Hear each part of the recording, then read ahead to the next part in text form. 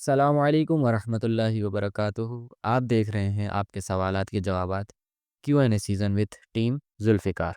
جیسا کہ ہماری ٹیم نے انسٹاگرام پر اناؤنسمنٹ کی تھی پوسٹ کی صورت میں، اور آپ سامعین سے وعدہ لیا تھا کہ ہر سنڈے انشاءاللہ ہم لوگ سوالات لیں گے، تو آپ لوگوں کے سوالات ہم تک پہنچ چکے ٹیم ذوالفقار کے پاس، اور میرے ساتھ تشریف فرما ہیں اس وقت آپ ماشاءاللہ انتہائی خوبصورت انداز سے مباحثہ کلام اور علمی موضوعات کے اوپر لب کشائی فرماتے ہیں محترم جناب سعید ابراہیم شاہ صاحب۔ قبلہ جو سب سے پہلا کویشچن پوچھا گیا ہے، معصومین علیہ السلام کے نام کے آگے جل جلالہ لگا سکتے ہیں؟ اچھا، اس پہ تو کوئی ایسی حدیث نہیں ہے جس پہ مانیت ہو، یعنی نہیں لگا سکتے۔ یہ پہلی بات تو یہ ہے۔ جل جلالہ عام لغت میں یعنی عام طور پہ یہ لگتا ہے خداوند متعال کے نام کے ساتھ، اللہ کے نام کے ساتھ۔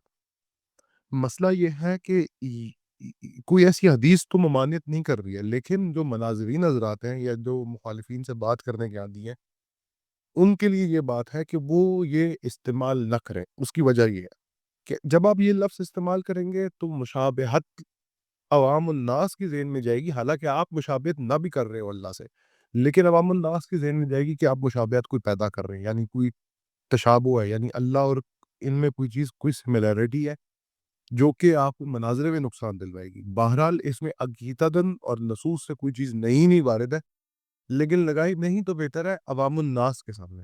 جی سر۔ اوکے قبلہ، لیکن کچھ لوگ سوال کرتے ہیں کہ ایک حدیث بھی دیتے ہیں اکثر گالی، وہ کہتے ہیں کہ ذوالجلال والاکرام سے مراد معصومین نے خود لیا ہے، تو جل جلالہ جو ہے وہ معصومین ہیں، جیسے اللہ تعالیٰ ہے ویسے ہی نعوذ باللہ معصومین بھی ہیں۔ اس کے اوپر آپ کیا کہنا چاہیں گے؟ اچھا، غلات تو ایک تو غلات کا طائفہ ایسا ہے کہ جن پہ مولا نے خود لعنت کی ہے، اور ان پہ کی بہت زیادہ ان کی مذمت آئی ہے۔ لیکن یہ لوگ جو حدیث پیش کرتے ہیں نا کہ وجہ ربک ذوالجلال والاکرام، اصل بات یہ ہے کہ ان سے پوچھا جائے کہ یہ وجہ ربک ہے، اللہ کا چہرہ ہے جو دو جلال والا، وہ ذوالجلال والاکرام۔ وجہ اللہ جو ہے ہمارے پاس بیشتر نصوص ہے، اس پہ بیشتر نصوص ہیں، اور میں آپ کو اس پہ کچھ نصوص دکھا بھی لوں گا جو آپ لگا دیتے ہیں تاکہ لوگ دیکھ لیں کہ یہ معصومین علیہ السلام ہی ہے۔ لیکن اس سے وہ کسی درجہ الوہیت میں داخل نہیں ہوتے ہیں، یعنی اللہ کے اندر داخل نہیں ہوتے۔ وجہ اللہ، اللہ کا چہرہ، اس کی تعویل ہوتی ہے، یعنی خدا کا تو کوئی چہرہ نہیں ہے نا جی، جیسے آپ کا یا میرا ہے۔ اس کی تعویل یہ ہے کہ یہ معصومین ہے۔ اب اس سے یہ نکالنا جائے کہ یہ الوہیت میں داخل ہے، تو امیر المومنین کی خود حدیثیں ہیں اس بات پہ، وہ بھی ہم آپ کو دے دیں گے۔ امیر المومنین فرماتے ہیں علیہ الصلوۃ والسلام کہ مجھے الوہیت سے دور رکھو، باقی جو چاہے میرے بارے میں کہو۔ پہلی بات۔ دوسری بات کہ یہ جو کہتے ہیں کہ جل جلالہ، ادھر سے ہم ان کے ساتھ لگاتے ہیں، تو معصومین نے اس آیت کی تفسیر بہت زیادہ کی ہے۔ معصومین نے کہیں نہیں فرمایا ہے کہ یہاں سے نکلتا یہ ہے کہ ہمارے نام کے ساتھ جل جلالہ لگاؤ۔ امام باقر الرحمن صلوات اللہ علیہ نے یہ ضرور فرمایا ہے کہ غلات ہم پہ وہ نسبت کرتے ہیں جو ہم نے اپنے بارے میں نہیں کہا۔ جی، تھینک یو۔ جزاک اللہ قبلہ۔ اب ہم اپنے دوسرے سوال کی طرف چلتے ہیں۔ دوسرا سوال کیا گیا ہے کہ شب معراج کی اوتھینٹک حدیث جس سے ثابت ہو 27 رجب کو ہوئی ہے۔ اچھا، پہلی تو بات یہ ہے کہ معراج جو ہے نا، وہ معراج ہم لفظ استعمال کرتے ہیں، اور اس کا قرآن کے لیے یہ جو کہہ رہے ہیں یہ اسرا ہے۔ سبحان الذی اسرا بعبدہ لیلا من المسجد الحرام الى المسجد الاقصى الذی بارکنا حولہ لنریہ لآیاتنا، یہ آیت سورہ اسراء کی پہلی بنی اسرائیل کی۔ اچھا، اس کی ذیل میں حدیثیں ہمارے پاس ہیں کہ یہ شب معراج بھی ہے، لیکن جو زیادہ کبھی حدیثیں ہیں نا ہمارے پاس، یہ شب بعثت ہے، یعنی رسول خدا صلی اللہ علیہ وآلہ 27ویں کی شب کو مبعوث ہوئے نبی، یعنی نبی تو وہ پہلے سے تھے، لیکن عوام الناس پہ اعلان ان کے لیے جب ہوا، اور وحی کا تسلسل، وحی جلی یعنی قرآن مجید، اس کا تسلسل شروع ہوا، تو یہ 27ویں کی شب بھی تھی۔ اور معراج جہاں تک ہے نا قبلہ، وہ ایک دفعہ رسول خدا کے لیے نہیں ہے، یہ چیز بھی یاد رکھیے گا۔ اس پہ بھی حدیثیں میں آپ کو دوں گا، آپ نے کہیے گا کہ معصومین خود فرماتے ہیں کہ ہمارے جد کو رسول خدا کو صلی اللہ علیہ وآلہ کو 120 مرتبہ معراج ہوئی ہے۔ معراج ایک نہیں ہے، لیکن جس معراج کے بارے میں یہ پوچھ رہے ہیں اس کے بارے میں تھوڑی سی ہمارے پاس آتی ہیں حدیثیں کہ جس میں 27ویں رجب کی ہے، لیکن 27ویں رجب میں زیادہ ہمارے پاس مضبوط شب باسط کی ہے۔ میں یہ بات کیوں کر رہا ہوں؟ کیونکہ اعمال آتے ہیں، شب باسط کے اپنے اعمال ہیں اور شب معراج کے اپنے اعمال ہیں، دونوں اعمال ٹھیک ہے، لیکن شب باسط کے اعمال افضل ہیں۔ یہ امام صادق علیہ السلام کی حدیثیں ہیں اس میں ہمارے پاس۔ اوکے قبلہ احسن، ماشاء اللہ۔ اب ہم تیسرے سوال کی طرف چلتے ہیں۔ کیا قرآن میں تحریف ہوئی ہے؟ یہ سوال کیا گیا ہے۔ اچھا، یہ سوال جو ہے یہ اس کا جواب تو بہت طویل ہو سکتا ہے جی، لیکن میں مختصر دینے کی کوشش کروں گا۔ ہم جی قبلہ۔ دیکھیں کچھ حدیثیں آپ کو ظاہراً ایسے لگیں گی کہ تحریف ہو گئی ہے، یعنی میں اس پہ نہیں کہتا، واقعی لڑکے جب ہمارے بحث کریں گے مخالفین کے ساتھ یا ویسے لوگ مصادر دیکھیں گے تو ظاہراً ان کو یہ لگ رہا ہوگا، لیکن مسئلہ یہ ہے کہ تعرض روایات کچھ ہے، یعنی آپ کو کچھ روایات میں تعرض نظر آئے گا، مختلف روایات آپ کو نظر آئے گی۔ اب تعرض روایات کو حل کرنے کا ایک لمبا قصہ ہے، لیکن ایک حدیث یاد رکھیں امام کی، کہ امام نے فرمایا ہے کہ جو کچھ اس دو کتوں کے درمیان میں ہے وہ کتاب الہی ہے۔ تصریح کی معصوم کی تعریف کی طرف نہ جایا جائے، وہ عقیدہ نہ رکھا جائے تو بہتر ہے۔ بہرحال جن پہ آپ کو مخالفین دکھاتے ہیں نصوص وہ یہی ہیں۔ ایک تو بات ہے کہ 17,000 آیات والی حدیث کو لے کے کافی کی پھر رہے ہوتے ہیں، ہم وہ ان کی بیوقوفی ہے کہ کوئی وہ صاحب صافی کا قول ہے، نہ کہ امام صادق کا اپنا قول ہے۔ وہ اسی طرح ہے کہ امام صادق سے پوچھا گیا کہ قرآن کتنے دن میں ختم کیا جائے، تو مولا نے کہا کہ تم کتنے دنوں میں ختم کرتے ہو، تو مولا کو کہا گیا کہ ہم 3 دنوں میں ختم کرتے ہیں۔ مولا نے کہا نہیں، تم لوگ 1 مہینے میں 1 دفعہ ختم کیا کرو، 1 مہینے میں 1 دفعہ ختم کیا کرو۔ مولا سے پوچھا گیا آپ، مولا نے کہا کہ میں 1 مہینے میں 2 دفعہ ختم کرتا ہوں قرآن مجید کو۔ اچھا، اور میرا قرآن 14 اجزاء کا ہے، یہ حدیث ہے۔ اجزاء کیا ہے؟ جز کیا ہے؟ پارا۔ اگر انسان 30 دن میں قرآن ختم کرنا چاہے تو قرآن کی بنتے ہیں 30 پارے۔ اگر تو انسان، یا اس کو 29 دن کی ایوریج لگا لیا جائے، اگر تو اس قرآن کو بندہ قرآن کو 2 دفعہ 1 مہینے میں ختم کرنا چاہ رہا ہے، اس کا آسان طریقہ یہ ہے کہ اس کے 14 پارے بنا لیے جائیں۔ جی۔ وہ 14 اجزاء کو کہتے ہیں، مولا نے قرآن میں تحریف کی بات کی، پہلی بات ہے یہ تحریف نہیں ہے۔ نمبر 2 اسی کے ساتھ لکھا ہوا ہے، اس میں 17,000 آیات تھی، وہ قول تفسیر صافی، صاحب تفسیر صافی کا ہے، نہ کہ مولا کا اپنا ہے۔ نمبر 2 جی۔ آیت رجم، آیت رجم کی تحریف کے بارے میں اگر مخالفین بات کریں تو مخالفین کے ہاں عمر بن خطاب کی اپنی حدیث ہے کہ یہ آیت نازل ہوئی تھی، لہٰذا تحریف کے اوپر کوئی مستدل مطلب سٹرونگ نہیں ہے، کوئی سٹرونگ دلیل نہیں ہے۔ ہاں، محفوظ اور تحفظ قرآن پہ ہمارے پاس معصومین سے حدیث ہے۔ اچھا، تو تحریف کے اوپر کوئی اسٹرانگ دلیل نہیں ہے، ماشاء اللہ قبلہ۔ چوتھا سوال ہمارا جو کیا گیا ہے، کیا جتنے بھی تقلیدی ہیں وہ کافر ہیں؟ آپ کا اس پہ کیا پوائنٹ آف ویو؟ اچھا، یہ اچھا سوال ہے جی۔ تکفیر تقلید کی وجہ سے نہیں ہوتی جی، یعنی یہ چیز یاد رکھے۔ ہاں، تکفیر اس وجہ سے ہو سکتی ہے کہ امام فرماتے ہیں کہ یہ جو ہے نا آیت قرآن میں کہ ان لوگوں نے اربابہم من دون اللہ، کہ ان لوگوں نے اپنے علماء کو اپنا خدا بنا لیا، یہود نے، اللہ کے علاوہ۔ تو امام نے فرمایا کہ یہ ان کی نہ پرستش کرتے تھے، نہ ان کے لیے روزہ رکھتے تھے، نہ ان کے لیے حج زکوٰۃ کرتے تھے، یہ ان کا حلال حلال مانتے تھے، ان کا حرام حرام مانتے تھے، یعنی جس کو وہ حلال کہہ دیتے تھے حلال مان لیتے تھے۔ اس وجہ سے خدا نے کہا کہ ان لوگوں نے اپنا خدا اب بنا دیا علماء کو اللہ کے علاوہ۔ اچھا، جو انسان یہ عقیدہ رکھے کہ آغا سستانی یا آغا خامنائی کے اپنے نص سے، یعنی وہ کہہ دیں تو کوئی چیز حرام و حلال ہے، وہ انسان کافر ہے۔ لیکن کوئی بھی تقلیدی یہ عقیدہ نہیں رکھتا، ان کا عقیدہ یہ ہے کہ ہمارے مراجع الزام کے پاس اس کے پیچھے کوئی نہ کوئی دلیل ہوگی، ان کا عقیدہ تھوڑا مختلف ہے۔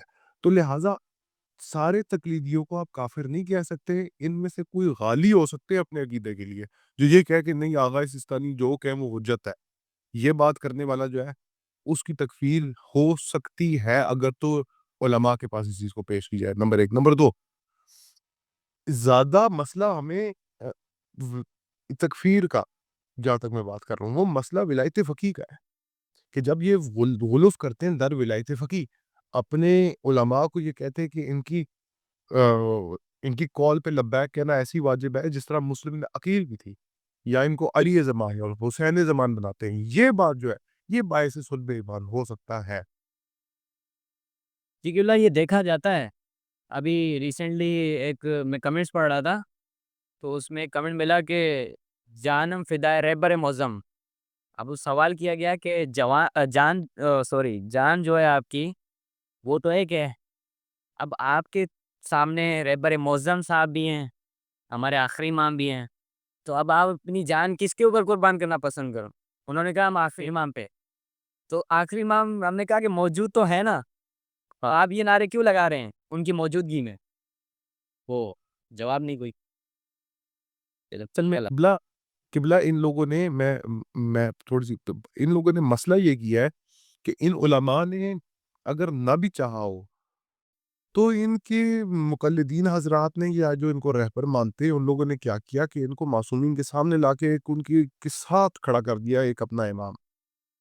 اچھا اس کے بعد ابھی زندہ آیت اللہ وحید خراسانی صاحب، اس کے بعد پہلے نائب انقلاب جو رہ چکے ہیں آیت اللہ مرتضیٰ مطہری، شہید مرتضیٰ مطہری، اس کے بعد اگر بڑے علماء کا آپ دیکھنا چاہتے ہیں تو خوئی بروجردی اور آیت اللہ آقا محسن حکیم طباطبائی، یہ جتنے علماء ہیں یہ سارے انقلاب کے بھی خلاف رہے ہیں اور ولایت فقیہ کے بھی خلاف رہے ہیں۔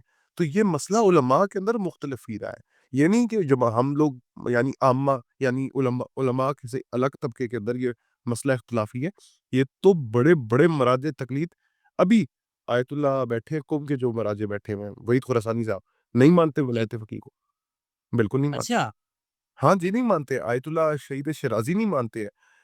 اب اس کے اوپر ایک لمبا باپ ہے کہ ولایت فقیہ نے پھر ان علماء کے ساتھ کیا کیا جو نہیں مانتے تھے، وہ ایک لمبا ہے ظلم جو ان پہ ہوا۔ لیکن کچھ علماء جو ہیں وہ عراق کے جس طریقے کے عراق کے مجتہدین تاریخی طور پہ ولایت فقیہ کو نہیں مانتے، وہ نہیں مانتے ہیں، یعنی آقا سستانی صاحب نہیں مانتے ہیں ولایت فقیہ کے نظام کو۔ یہ ساری باتیں ہیں جن کو دیکھنا چاہیے، غلو نہیں کرنا چاہیے، یعنی غالی جس طرف بھی بندہ جائے گا تو فارغ ہو جائے گا۔ جی بالکل بالکل بات درست ہے. ماشاء اللہ. اب ہم اپنے آخری سوال کی طرف چلتے ہیں. سوال یہ کیا گیا ہے کہ جنگ صفین کب تک چلی اور اس کے اسباب کیا تھے؟ اچھا صفین کی جنگ جو ہے، یعنی اگر سوال یہ ہے کہ جنگ مطلب دو بدو جنگ کتنی دیر چلی، تو وہ تو ایک دن میں ختم ہو گئی تھی جنگ، یعنی ایک دن میں امیر المومنین کی فوج نے دوسری فوج شام کا رگڑا نکال کے ان لوگوں نے قرآن اٹھا لیے نیزوں پہ اور پھر تحقیق کا مسئلہ ہو گیا اسی دن شام تک۔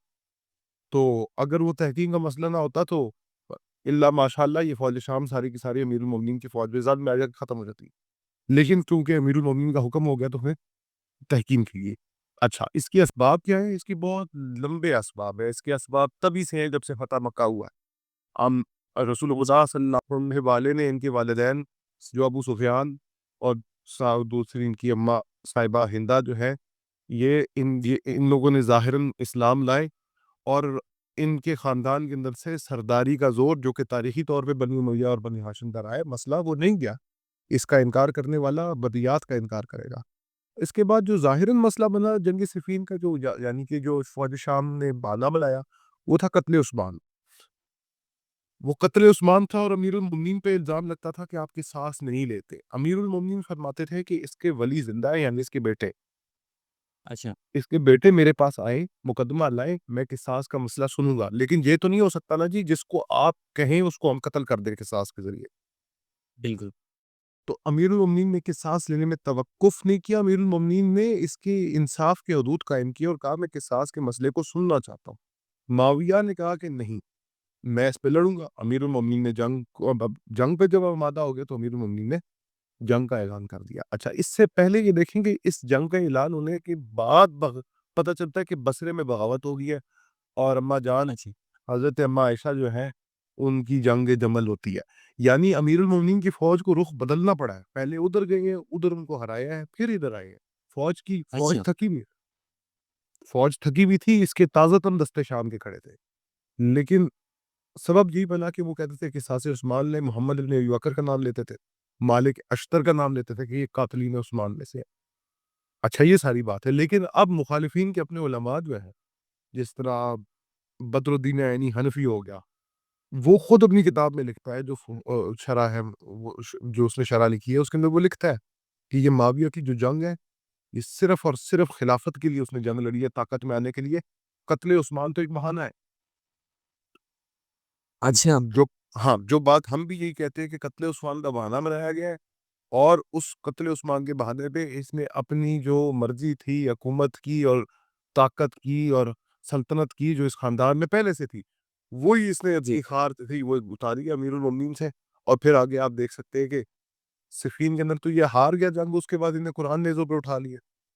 اچھا قرآن نیزوں پہ اٹھا لیے تو اس کے بعد تحکیم کا مسئلہ ہو گیا، امیر المومنین نے کہا کہ صلح کرو، یعنی امیر المومنین اس نے کہا کہ صلح کرو تو امیر المومنین نے کہا ٹھیک ہے علیہ السلام معذرت ہے۔ اچھا پھر یہ ہوتا تھا اس زمانے میں کہ اگر دو اطراف کے بیچ میں صلح ہو رہی ہے تو اپنا ایک ایک بندہ نمائندہ بھیجتے تھے۔ فوج شام کی طرف سے جو نمائندہ آیا وہ تھا عمر ابن العاص، عاص بن وائل کا بیٹا، جس کو قرآن نے ابتر کہا ہے، جو رسول اللہ کو ابتر کہتا تھا نا جی، وہ جی اس کا یہ بیٹا ہے عمر۔ یہ ادھر سے آیا، اور امیر المومنین کی فوج کی طرف سے ابن عباس، حضرت عبداللہ ابن عباس کو امیر المومنین نے بھیجا۔ فوج شام نے شور مچا دیا کہ ہم اس کو آپ کی طرف سے نہیں قبول کرتے، ابن عباس کو ہمیں ابو موسیٰ اشعری بھیجیے گا۔ امیر المومنین نے یہ شرط بھی تسلیم کی۔ اب یہ جو میں بات بتا رہا ہوں یہ ہمارے مصادر میں لکھا ہوا ہے، ان کے مصادر میں بھی مل جائے گا، لیکن ہماری تو مصادر حدیث میں یہ چیز لکھی ہوئی ہے۔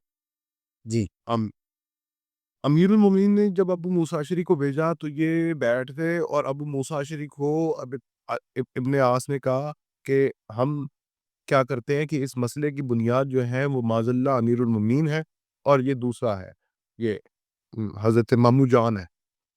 تو میں اپنے بادشاہ کو معزول کرتا ہوں، تم اپنے بادشاہ کو معزول کرو، عرب ایک نیا بادشاہ بنا لیتے ہیں۔ تو ابو موسیٰ اشعری اس بات پہ مان گیا۔ جب لوگوں میں بات صحیح ہے تو اس نے کہا ابو موسیٰ اشعری تم پہلے اعلان کرو۔ وہ منبر پہ گئے، انہوں نے کہا کہ میں علی کو معزول کرتا ہوں۔ انہوں نے کہہ دیا، اعلان کر دیا۔ جب عمر عاص آیا تو اس نے کہا دیکھا اس نے تو علی کو معزول کر دیا، معاویہ خلیفہ ہے۔ یہ اندر اپنے طے بھاگ، یہ بات دھوکھا ہو گیا۔ ابو موسیٰ اشعری پوری زندگی اس کے بعد نادم رہا ہے۔ امیر المومنین نے اس کی مذمت امیر المومنین نے بھی کی ہے، لیکن یہ اس حرکت کے بعد بغاوت شام کی ایسے ہو گئی، کوئی صلح نامہ لہذا طے نہیں پایا سکا نا۔ اس کے بعد معاویہ نے کہا کہ وہ حکومت کا اعلان اس نے کر دیا شام کی، اور ایک الگ حکومت۔ اور یہ اہل سنت کے پاس بالکل صحیح حدیث ہے کہ اگر ایک وقت میں دو خلیفہ بن جائے تو وہ جو بعد میں خلیفہ بنے اس کو قتل کر دو، یہ انتہا بالکل صحیح حدیث ہے۔ تو لہذا اگر یہ فیصلہ کرنا چاہیں تو اس جنگ میں امیر المومنین کی حقانیت اظہر من الشمس ہے، اور یہ جنگ کے اسباب جو تھے وہ بالکل تھے تو ظاہراً یہ قصاص عثمان، لیکن اندر حکومت کی لالچ تھی۔ جی ظاہر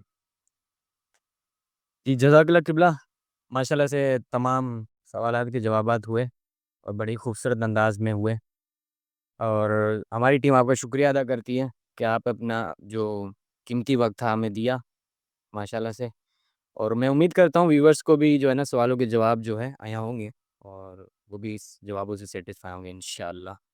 نیکسٹ ٹائم ویورز آپ لوگ سوال کیجیے گا، اس بار تو 5 سوال ہیں، اگر آپ چاہیں تو اور بھی سوالات کر سکتے ہیں۔ اگر اس ویڈیو سے کوئی سوالات ہیں تو سنڈے والے دن ٹیم ذوالفقار پہ ریڈی رہیے گا، ان کے پیج پہ انسٹاگرام پہ انشاءاللہ آپ کو ایک اسٹیکر دیکھنے کو ملے گا جہاں پر آپ اپنے سوالات ڈراپ کر سکتے ہیں۔ تھینک یو، جزاک اللہ، بہت بہت شکریہ۔